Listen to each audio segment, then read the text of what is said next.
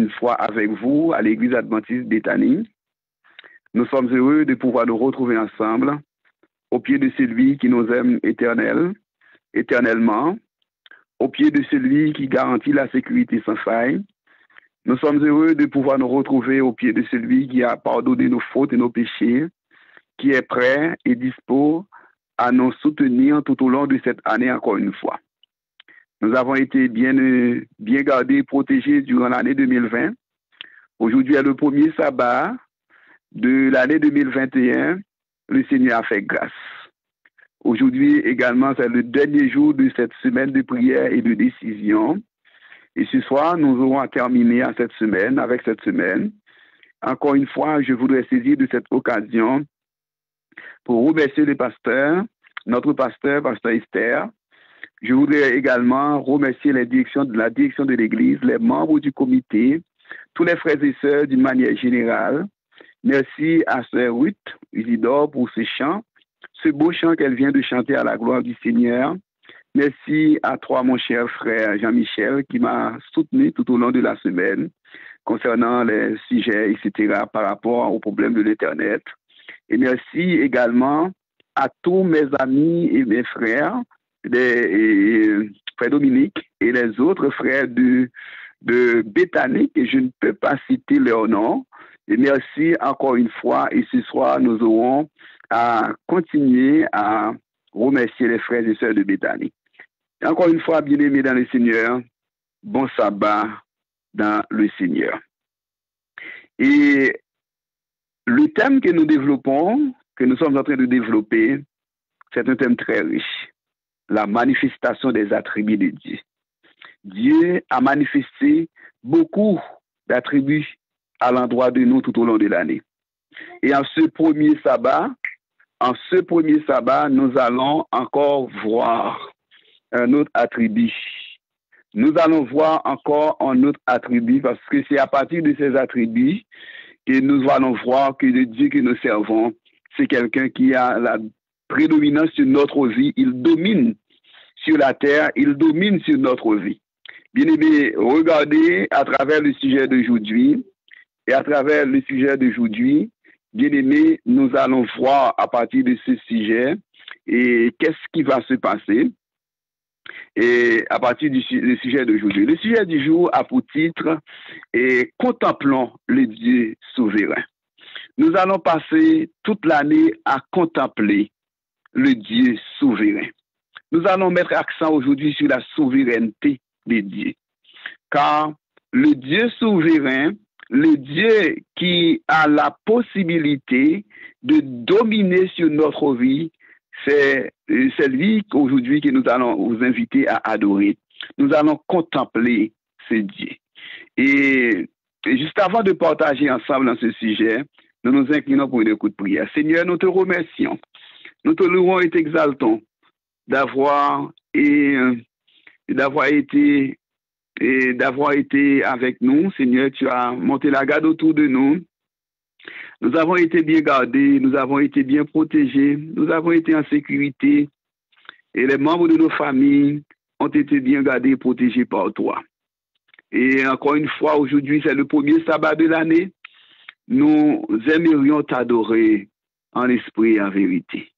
Nous prenons conscience de nos torts, nous prenons conscience de nos erreurs, nous prenons conscience de nos manquements, nous prenons conscience, Seigneur, que nous ne sommes pas ce que nous devrions être.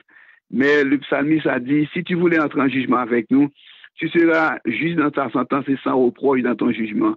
Mais tu nous as fait grâce. Et à travers la leçon de cette semaine, tu nous as invités dans Ésaïe chapitre 1er, verset 18, à venir plaider avec toi. Au contraire, si nos péchés sont rouges comme les cramoisis, ils deviendront plus blancs que la neige. Merci Seigneur pour cette invitation. Merci d'avoir fait de nous ce que nous sommes aujourd'hui. Et merci pour cette semaine de réflexion, cette semaine de bilan. Et nous avons compris et conclu aujourd'hui que nous allons conclure que, Seigneur, le bilan n'était pas positif au point de vue spirituel. C'est pourquoi nous nous tournons vers toi à la recherche de ta présence. Nous nous tournons vers toi à la recherche de ton pardon. Nous nous tournons vers toi, Seigneur, pour réclamer ta grâce, tes bienfaits à l'endroit de chacun de nous. Bénis-nous de toutes sortes de bénédictions. Guéris les malades qui sont dans nos rangs.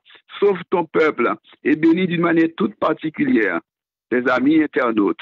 Ainsi nous te prions au nom de Jésus et pour ta gloire. Amen. Amen. Contemplons le Dieu souverain. Bien-aimés dans le Seigneur, chers amis, nous sommes en train de servir un Dieu qui a la souveraineté sur notre vie. Et le verbe contempler signifie considérer avec toute la force de son attention, soit avec les yeux, soit avec la pensée. Contempler, c'est pas regarder. Contempler, c'est pas accorder une simple attention, mais c'est accorder toute son attention en fixant les regards sur Dieu, fixant les regards sur Dieu et sur Dieu seul. Et comme par exemple, et quand nous sommes en train de contempler, c'est pas un simple regard, parce que là, et par définition, on a défini le verbe contempler comme étant une sorte de concentration avec toute la force, toute attention, avec les yeux, non seulement avec les yeux, mais aussi avec la pensée.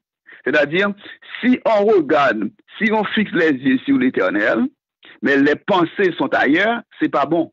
Donc là, on parle de contempler, c'est quand on essaie de fixer l'attention, et avec toute l'attention, toute la force, non seulement les yeux, mais également la pensée. Donc, c'est accorder toute son attention en fixant les regards sur Dieu et sur Dieu seul. Comme par exemple, il y a une différence entre le verbe entendre et écouter. Je peux être en train de vous entendre, mais je ne vous écoute pas.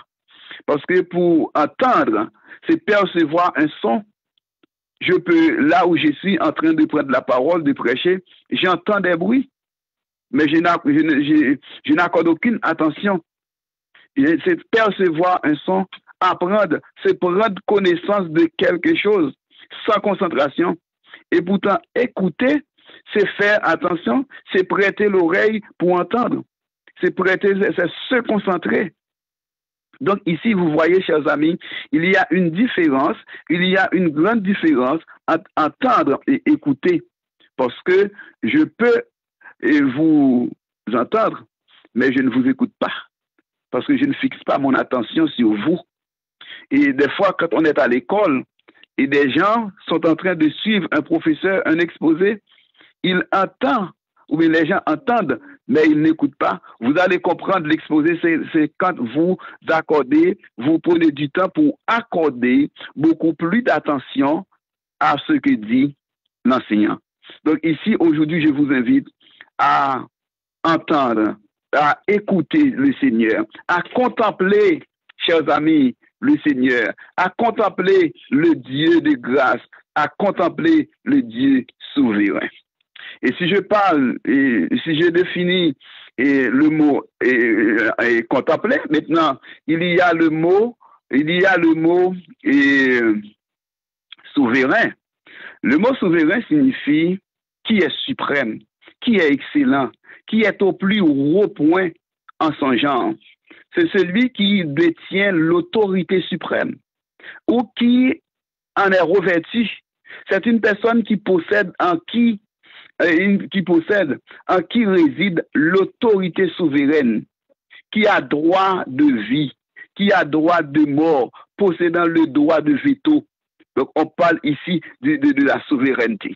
C'est-à-dire, une personne qui a droit de vie sur vous, qui a droit de mort, qui a décidé en ton nom. Donc, ici, vous voyez, c'est le souverain, ou bien c'est une personne souveraine.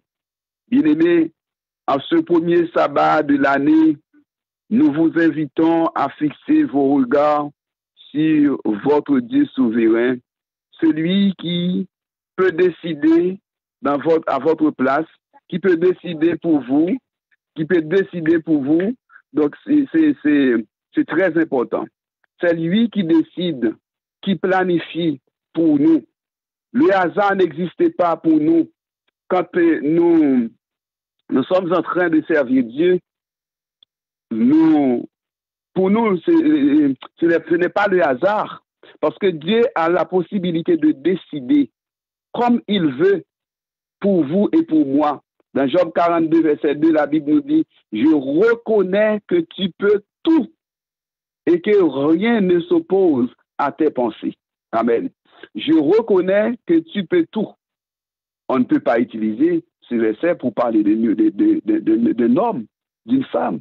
Mais c'est Dieu, et Job a reconnu en Dieu celui qui peut tout. Celui que rien ne s'oppose à ses pensées.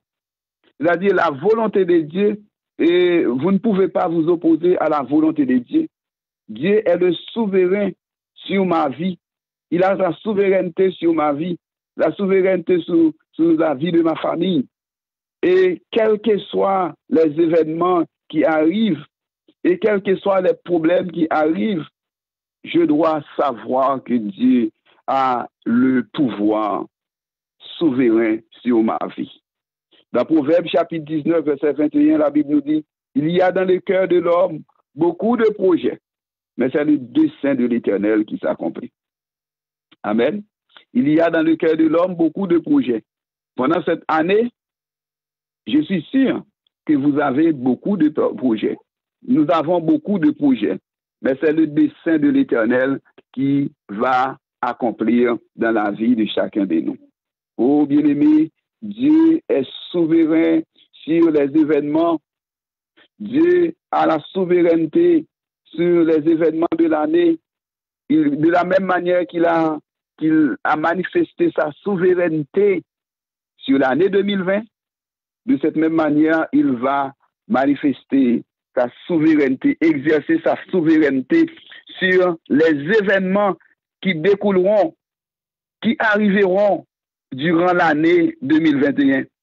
Nous n'avons rien à craindre, nous n'avons rien à peur, parce que Dieu a le contrôle des maladies, il a le contrôle des pestes, il a le contrôle de l'insécurité, il a le contrôle du kidnapping. Dieu est le souverain. Et quels que soient les événements qui arriveront dans la vie de ma famille, qui arriveront dans la vie de mes frères et sœurs, je crois que le Seigneur, je crois que le Dieu souverain a la capacité d'agir à l'endroit, d'agir comme il veut, comme il semble bon pour nous. Bien-aimés, dans Jacques chapitre 4, versets 13 à 15, et la Bible nous dit, c'est le Seigneur, oui, c'est le Seigneur, le veut, nous vivrons, c'est Dieu qui décide, il décide si nous devons vivre, si nous devons mourir, cela ne dépend pas de nous, oui, c'est le Seigneur, il veut, nous vivrons et ferons ceci ou cela, c'est si le Seigneur veut. Donc, en dépit de tous vos projets pour cette année, c'est normal en tant qu'humain, nous pouvons avoir des projets. C'est normal, nous pouvons avoir des projets. C'est tout à fait normal que nous pouvons posséder des choses pour réfléchir, pour planifier pour notre famille. C'est normal, mais il ne faut pas oublier que, bien-aimé, comme dit Jacques, dans Jacques chapitre 4, verset 15 et 16, la Bible nous dit que, verset 13 à 15, la Bible nous montre qu'il nous présente Dieu comme étant celui qui a décidé, parce qu'il faut dire, selon la volonté, il faut toujours dire que la volonté de Dieu soit faite. Parce que, à travers la Bible, nous voyons que nous pouvons avoir des plans, nous pouvons avoir des projets, et pourtant, c'est la volonté de l'Éternel qui accomplit. Mesdames et messieurs, frères et sœurs, chers amis, il est intéressant de souligner à votre attention au verset 13, à vous maintenant qui dites aujourd'hui ou demain, nous irons dans telle ville. Nous y passerons une année, nous trafiquerons et nous gagnerons. Vous qui ne savez pas ce qui arrivera demain, car qu'est-ce que votre vie? Vous êtes une vapeur qui paraît pour un peu de temps et qui ensuite disparaît. Verset 15, Jacques 4. Vous devriez dire au contraire, si Dieu le veut, nous vivrons et nous ferons ceci ou cela. Amen. Peut-être nous avons des plans et des projets pour cette année, mais il ne faut jamais oublier ce verset. Jacques 4, verset 13 à 15. Vous avez des plans, vous avez des projets, vous dites que demain, vous irez ou nous irons dans telle ou telle ville, nous allons planifier pour faire telle ou telle chose, nous trafiquerons et nous gagnerons, etc. Mais l'auteur nous dit au verset 14, vous qui ne savez pas ce qui arrivera demain, car qu'est-ce que votre vie? Vous êtes une vapeur qui paraît pour un peu de temps et qui ensuite disparaît. Vous devriez dire de préférence, si Dieu le veut, nous vivrons et nous ferons ceci ou cela. Mais maintenant, vous vous glorifierez dans votre pensée orgueilleuse, ces choses mauvaises que se glorifier de la sorte. Celui donc qui sait faire ce qui est bien et qui ne le fait pas commet un péché. Jacques 4, verset 17. Bien-aimés dans le Seigneur, frères et sœurs, chers amis, nous voyons ici que la Bible nous présente Dieu comme celui qui a la souveraineté. Ce n'est pas nous qui avons le dernier mot. Ce n'est pas votre pasteur qui a le dernier mot. Ce n'est pas la conférence qui a le dernier mot. Ce ne sont pas les gouvernements qui ont les derniers mots. Mais la Bible nous dit, dans Jacques 4, c'est Dieu qui a le dernier mot. C'est pourquoi on doit dire toujours, si le Seigneur le veut, nous vivrons ou ferons ceci ou cela. Si le Seigneur le veut, nous vivrons et nous ferons ceci ou cela. Bien-aimés, nous avons choisi de méditer avec vous sur un texte très intéressant. Et dans Ésaïe 45, versets 9 et 10, et regardez Ésaïe 45, versets 9 et 10, et c'est ce texte que notre bien-aimé frère vient de lire pour nous, et vous allez avoir le plaisir de voir et de comprendre la pensée du Seigneur ici, à travers Ésaïe 45, versets 9 et 10. Malheur à qui conteste avec son Créateur. Vase parmi des vases de terre, c'est ce que nous sommes. L'agile dit-elle à celui qui la façonne, que ferais-tu? Que fais-tu? Et en ton cœur, il n'a point de main. Malheur à qui dit à son père, pourquoi m'as-tu engendré? Et à sa mère, pourquoi m'as-tu enfanté? Vous voyez, ici le texte nous donne des leçons. Malheur à qui conteste avec son Créateur. Nous sommes des créatures, nous n'avons pas de pouvoir sur nous-mêmes, sur notre personne, mais malheur à quelqu'un, ou du moins à une créature qui veut contester son Créateur. C'est-à-dire pour entrer en contestation avec le Créateur. Parce que nous sommes des vases parmi des vases de terre. Nous ne sommes que des vases de terre. Et en tant que vases de terre, nous n'avons pas de pouvoir sur nous-mêmes. En tant que vases de terre, nous ne sommes que des minuscules entre les mains de Dieu. L'agile dit à celui qui la façonne, que fais-tu? Qu'est-ce que cela veut dire? C'est-à-dire que l'agile, c'est terre. Est-ce que quelqu'un qui est en train de confectionner, ou du moins de faire un pot de terre, une vase, est-ce que la personne va dire à son créateur, qu'est-ce que vous êtes en train de faire là? Est-ce que l'agile peut parler? Puisque nous sommes des agiles entre les mains, nous représentons une sorte d'agile entre les mains de Dieu, nous n'avons pas de pouvoir sur nous-mêmes, nous ne pouvons pas questionner notre Dieu, nous ne pouvons pas pour demander à Dieu, mais qu'est-ce que vous êtes en train de me faire là? Non, ce n'est pas notre devoir. Donc ce n'est pas le devoir de l'agile de dire à celui qui la façonne, que fais-tu? Donc c'est Dieu qui nous donne la forme qu'il veut. Durant cette année, il va nous donner la forme qu'il veut. Et non seulement la créature ne doit pas contester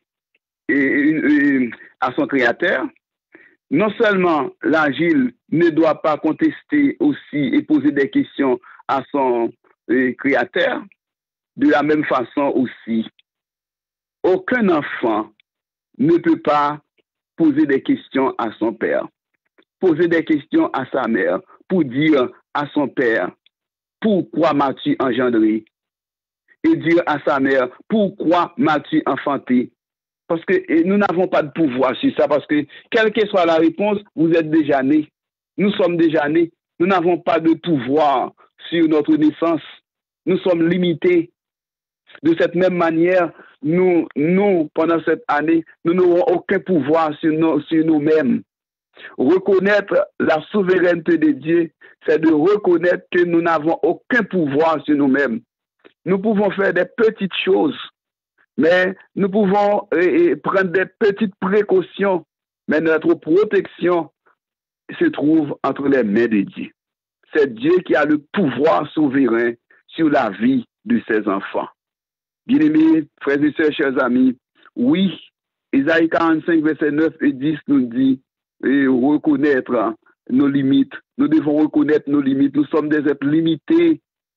Dans Isaïe 46, verset 10, et la Bible nous dit dans Isaïe 46, verset 10, j'annonce dès le commencement ce qui doit arriver et longtemps d'avance ce qui n'est pas encore accompli. Je dis, mes arrêts subsisteront. Donc Dieu, et j'exécuterai toute ma volonté. Bon, Dieu a le pouvoir d'exécuter toute sa volonté. Amen. C'est-à-dire, c'est la volonté de Dieu qui a la prédominance sur notre vie. Quelles que soient nos prières, quel que soit le nombre de jeûnes, de jours de jeûne, quelles que soient des veilles de nuit, des veilles de prière que nous avons passées, etc., etc., c'est la volonté de Dieu qui va accomplir dans notre vie durant l'année. C'est ce que Dieu veut qui va accomplir.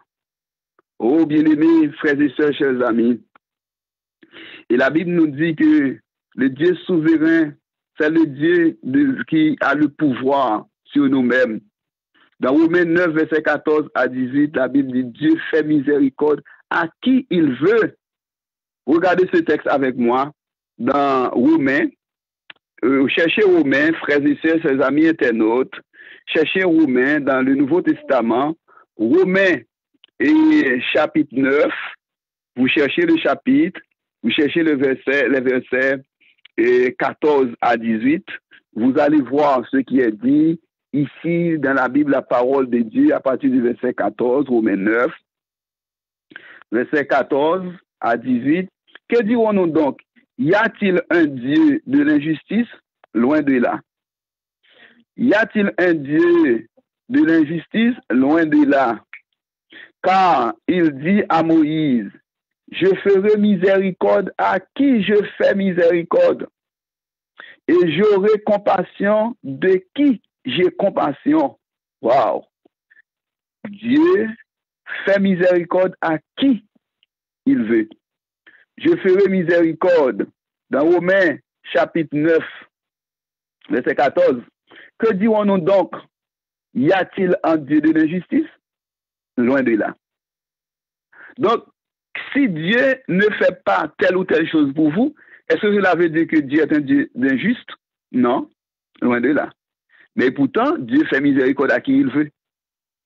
Il fait grâce à qui il veut. J'aurai compassion de qui je veux, j'ai compassion. Ainsi donc, au verset 16, cela ne dépend ni de celui qui veut, ni de celui qui court, mais de Dieu qui fait miséricorde. C'est là la souveraineté. Ce ne sont pas vos prières. Ce n'est pas votre titre. Ce n'est pas votre âge. Ce ne sont pas les nombres d'années de conversion. Non.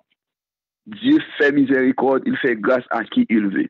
Car l'Écriture dit à Pharaon, dans le verset 17, je t'ai suscité à dessein pour montrer en toi ma puissance et afin que mon nom soit publié par toute la terre.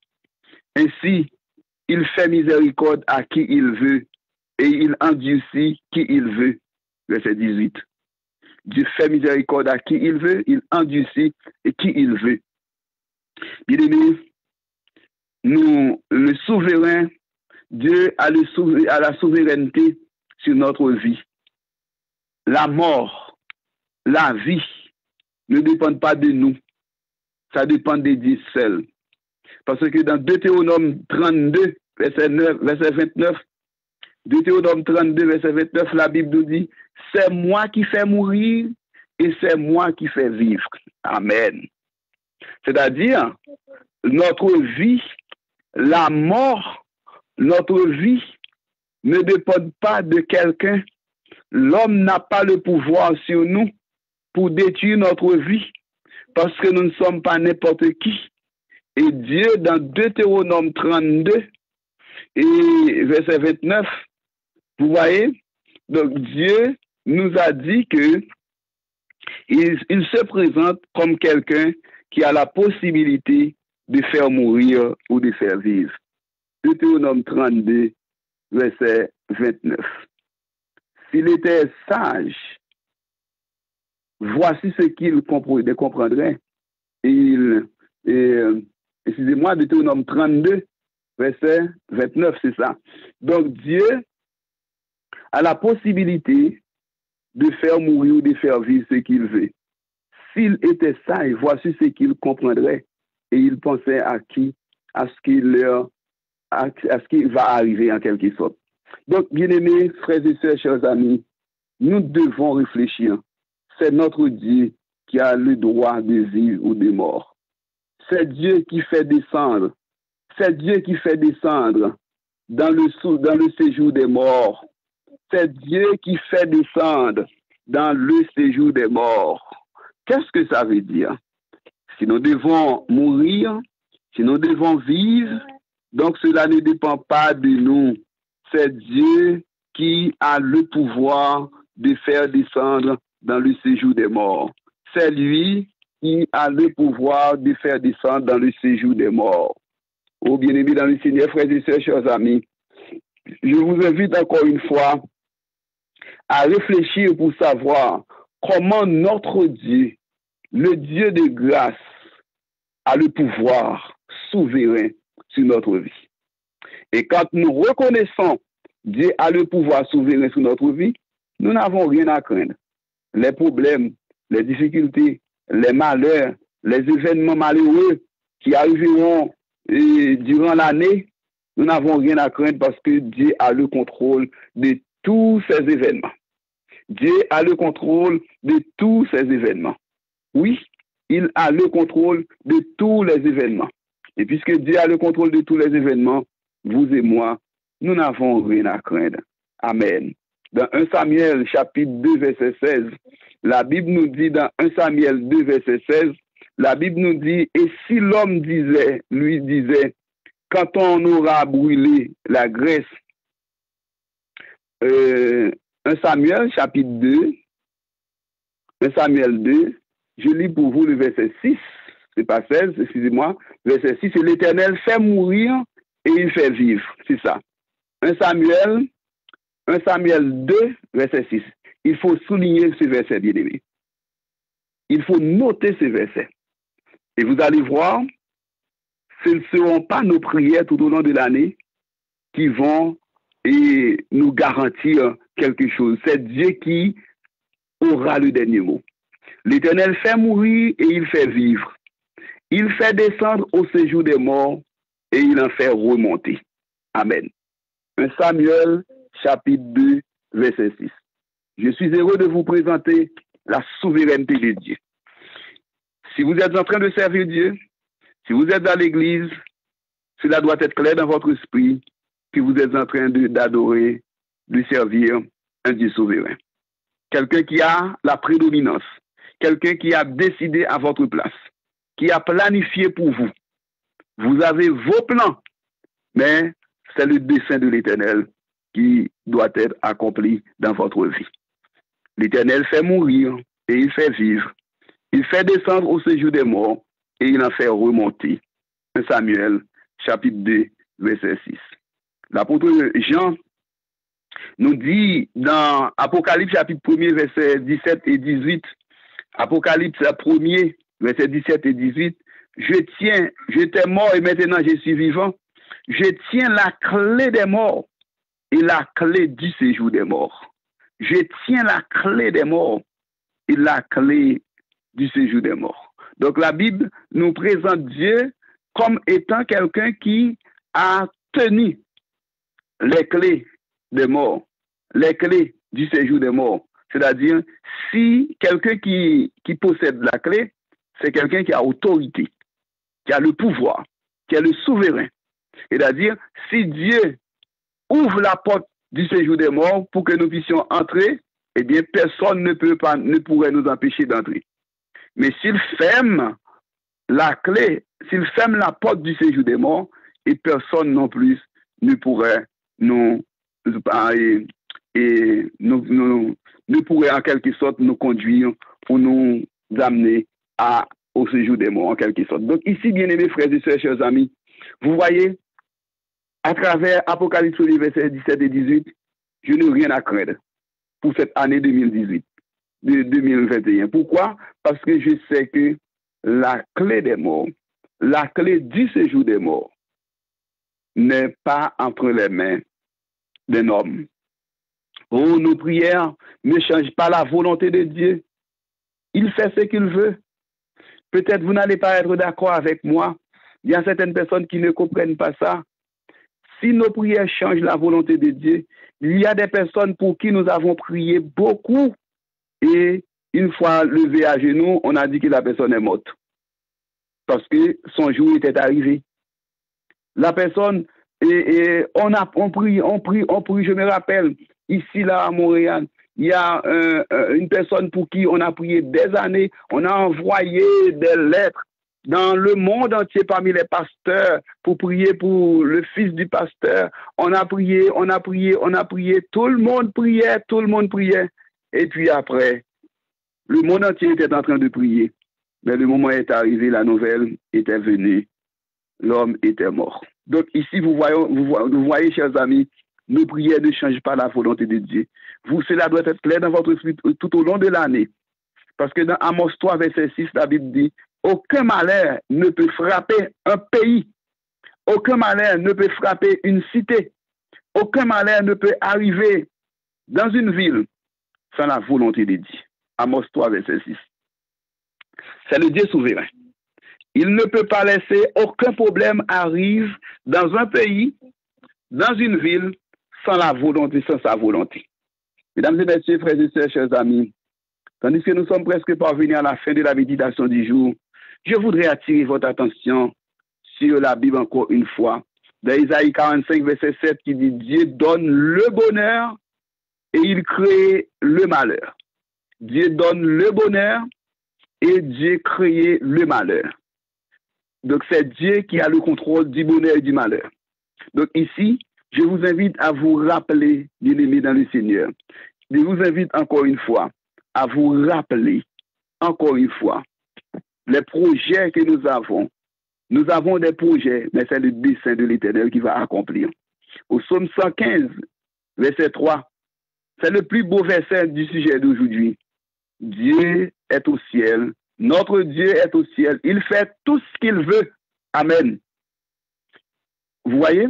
Donc, alors, au psaume 115, verset 3, notre Dieu est au ciel. Il fait tout ce qu'il veut. Il a décidé comme il veut. C'est la souveraineté de Dieu. Psaume 115, verset 3. Le Dieu souverain agit comme il veut. Il fait tout ce qu'il veut. Comme il veut, quand il veut, pour qui il veut. Oh, bien-aimé, Job disait, dans Job 1er, verset 21 et 22, je suis sorti ni du sein de ma mère, et ni je retournerai dans le sein de la terre. L'Éternel a donné, et l'Éternel a ôté. Que le nom de l'Éternel soit béni. Ici, et au verset 22, Job 1er, en tout cela, Job ne pécha point et n'attribua rien d'injuste à Dieu. Job a reconnu la souveraineté de Dieu au milieu de ses calamités, au milieu de ses épreuves, au milieu de sa souffrance.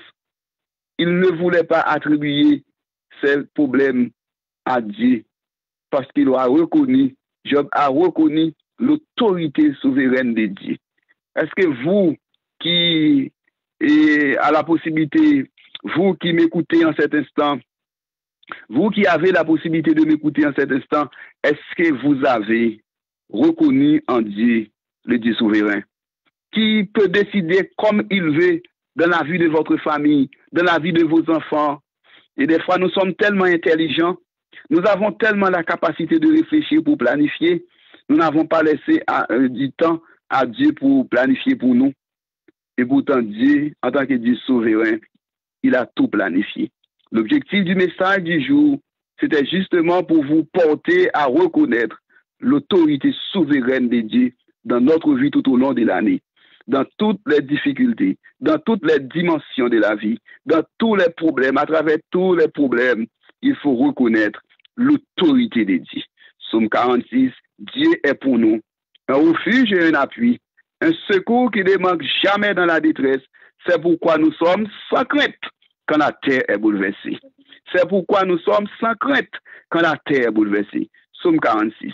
Tandis que nous sommes arrivés à la fin de la prédication du jour, je vous invite encore une fois, mes frères et mes sœurs, je vous invite encore une fois à reconnaître l'autorité de Dieu, à reconnaître la souveraineté de Dieu, à reconnaître cet attribut est très important dans la vie de chacun de nous. Que le Seigneur, dans sa grâce infinie, puisse monter la garde autour de vous et qu'il vous donne à reconnaître et sa souveraineté et dans vos prières et dans la vie de votre famille tout au long de l'année, vous allez prendre du temps pour enseigner aux autres, que les amis visiteurs qui nous écoutent aujourd'hui puissent reconnaître, une fois se faire baptiser, une fois accepter Jésus, que leur vie n'est pas gouvernée par n'importe quelle doctrine ou de moins n'importe quelle circonstance, mais sa vie ou la vie du chrétien est dirigée par un Dieu souverain qui a le contrôle de la vie de ses enfants, pour la gloire de son Saint-Nom et pour l'amour de son trône. Que le Seigneur puisse vous bénir tous. Amen.